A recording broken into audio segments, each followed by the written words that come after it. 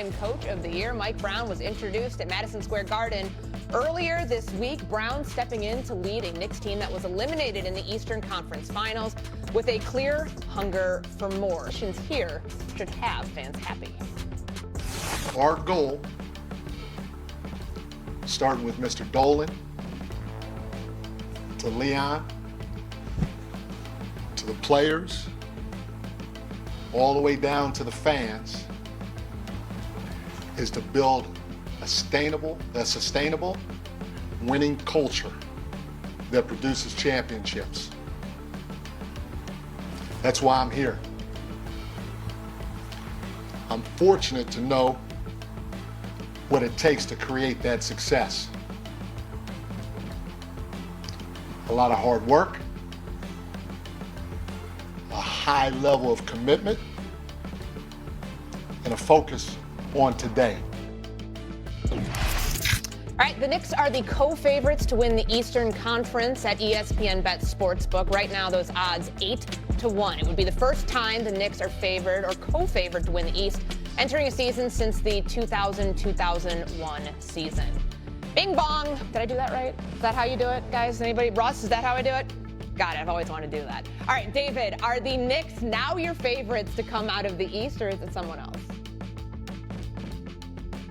Right now, it's still the Cleveland Cavaliers for me. This team is still the team that won 60-plus games last year, and you can look at how they fizzled out in the second round, and you can put some reasons behind that. You can say, hey, Darius Garland was hurt, and we also ran into an Indiana Pacers team that was on a heater and on an incredible run, and they stole a game, and that series was basically over after that. I think this Cavs team is still a little bit deeper. I think Donovan Mitchell has a lot to prove going to next year. Mobley has been taking steps every single year to get better. I think if you're looking at the East, it's still Cleveland as the best team, but it's them and New York, and then everybody else below them.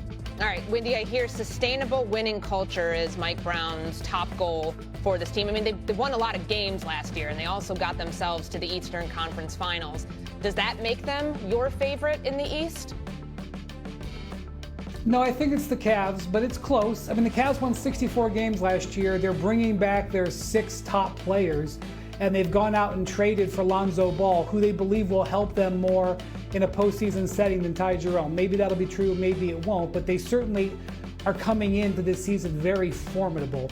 You know, the Knicks struggled throughout last season during the regular season against the top teams. Now, none of that matters when you get through the first 2 rounds of the playoffs as they did. And I want to emphasize again, they were going to beat Boston, even if Jason Tatum hadn't had that very unfortunate injury. They were going to win that series. But the Knicks still have some things to prove with their roster. And they did address that. They addressed their depth. And Mike Brown is a very secure coach. He's coached for almost 40 years in the league. He has a very secure feeling about what he wants to implement. And I do think that'll match up well with their veterans. But Cleveland, from a talent standpoint, is right there. And I actually think that Evan Mobley is one of the more interesting players in the entire East to watch this year. He was a second-team All-NBA player this year.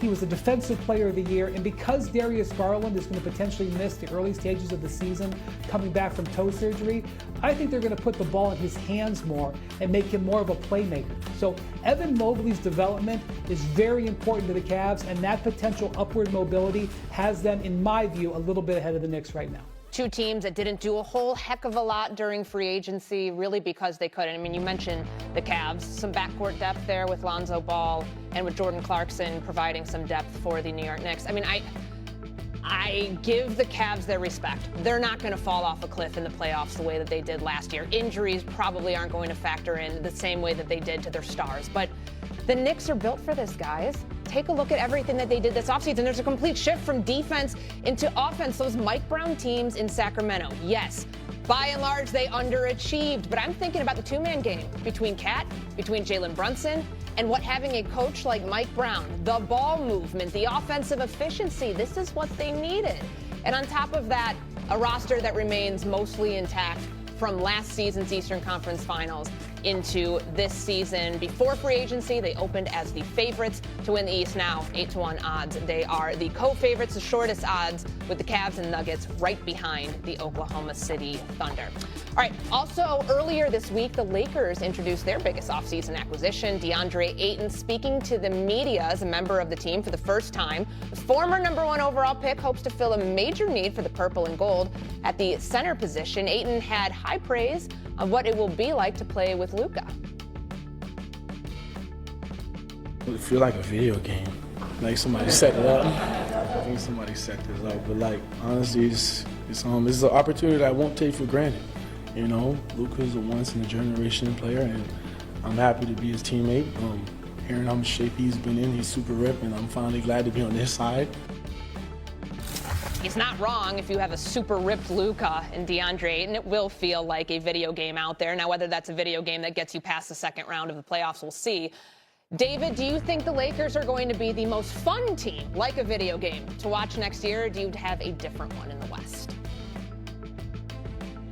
So the Lakers are definitely going to be exciting. There's going to be drama. JJ Redick always being the guy that he is on the sidelines, watching to see what Luka does, Luka and LeBron, and the drama that is with the Lakers will always be compelling television. But in terms of the team that I cannot wait to see take the floor for the actual basketball excitement, it's right here in the A. It's the Atlanta Hawks. I cannot wait to see what they do. They, to me, seem like Pacers light in the way that they're playing, picking up Nickeil Alexander, and then the way that Trae Young is navigating that offense. I love Jalen Johnson. I love watching the great barrier thief in this defense and the way that he plays. I think this is going to be a fast-paced team. I think this team is going to play incredible defense, and I think that we're going to see one of Trae Young's best seasons. When he is at his best, he is as entertaining to watch as anybody in the league. I don't know how many nationally televised games they're going to get. They're going to be a League Pass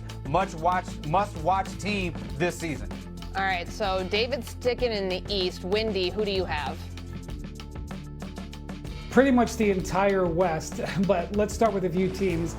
I think the Rockets are going to be a really interesting team to watch. First off, if you haven't seen them very much, the way they play with Alperen Şengün, who's a very talented offensive center, he's almost like a mini Jokic, the way he can distribute the ball and shoot it from mid-range. And he's going to be now working with Kevin Durant, who is, you know, at times last year their offense was hard to watch. Now it's going to flow a lot better when you have Durant. Plus, Amen Thompson is one of the more fascinating young players in the league. The way he plays at both ends is just really infectious. And I want to point out another team in Texas, the Spurs. Victor Wembanyama is expected to be back. They're going to have this host of young guards, Stephon Castle, the reigning Rookie of the Year, Dylan Harper, who we're going to hopefully get a look at. He's dealing with a bit of an injury right now. It may not be immediately tonight, but we're going to get a look at here in the Summer League. That's going to be interesting, especially with the things that they can do on their rest of their roster. So the Spurs are a team that you're going to see on the national television slate a lot more, I believe, starting this season. Am I crazy for my answer being the reigning champs, guys? Like a team that had the 1 seed locked up by mid-March, who has the reigning MVP. They just won a finals in 7 games. Is that not the right answer here for the team that's the most exciting to watch? David? You think they're exciting to watch? I mean, they're sort of a machine. I don't know about exciting. They're probably, all right, fine. The defending champs, yes, are exciting to watch. Yes, they are exciting. The only problem with OKC Thunder is they broke the record for they won a lot, but they also had the record for the biggest point differential. We're going to see a bunch of 20-point blowouts next season. I think they may be one of the reasons that he may be turning those games off by the beginning of the fourth quarter. No, nothing against that team, just some of those games might not be competitive. Yeah, well, to Wendy's point, the amount of shuffling of the deck in the Western Conference, Houston with Kevin Durant getting traded there, Denver's reloaded as well, the top-heavy race that we've got between the top 3 teams and even beyond that. What happens with the Minnesota Timberwolves? What happens with the Lakers, the Warriors? No, we can't forget the Clippers in there as well. Certainly exciting. I know we're getting ready for football season, but now you guys have me chomping at the bit, getting ready for NBA. Hello, chào mừng các bạn đã quay trở lại với kênh của mình. Để bắt đầu vào làm thì các bạn sẽ chuẩn bị cho mình những dụng cụ như sau nhé. Ở đây mình có chuẩn bị một tờ giấy màu đỏ này. Tiếp theo các bạn sẽ chuẩn bị cho mình một cây kéo, một cái bút chì, một cái thước này. Cuối cùng là một cây dùng bắn keo như thế này nhé.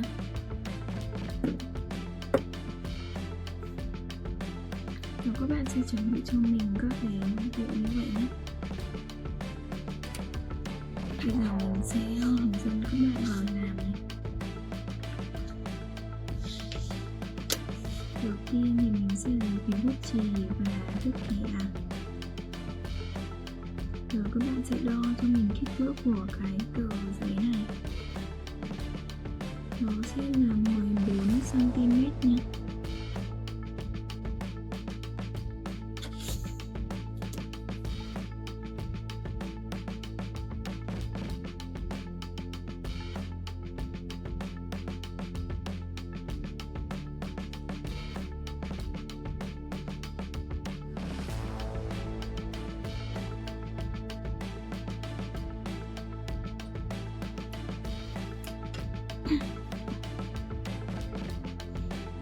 Các bạn sẽ đo cả chiều dài và chiều rộng của nó đều là 14 cm cho mình nhé.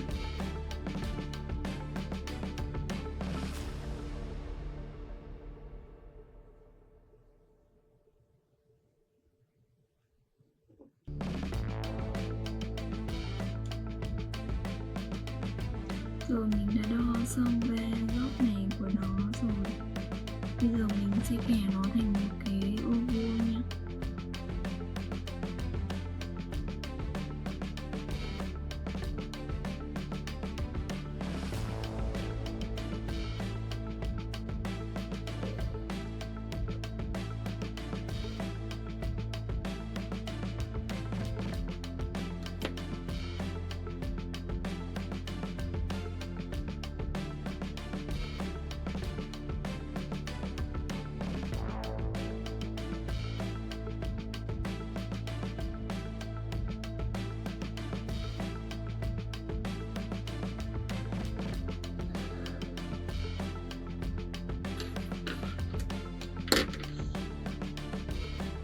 Giờ mình đã kẻ xong được cái ô vuông này rồi. Bây giờ mình sẽ dùng cây kéo này để mình cắt nó ra nhé.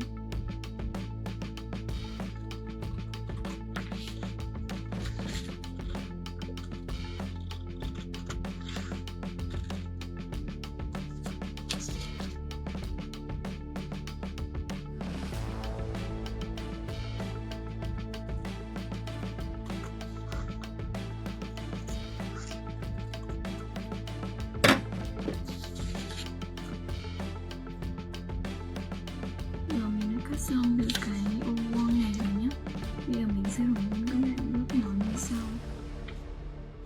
Đầu tiên thì mình sẽ gập đôi cái tờ giấy này vào.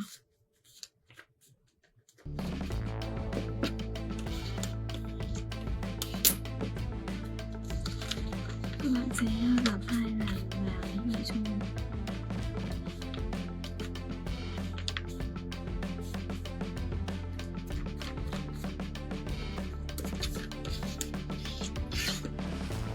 Rồi bây giờ mình sẽ lật sang phần đằng sau. Các bạn sẽ gập đôi nó vào thành một cái hình con giáp như này cho mình.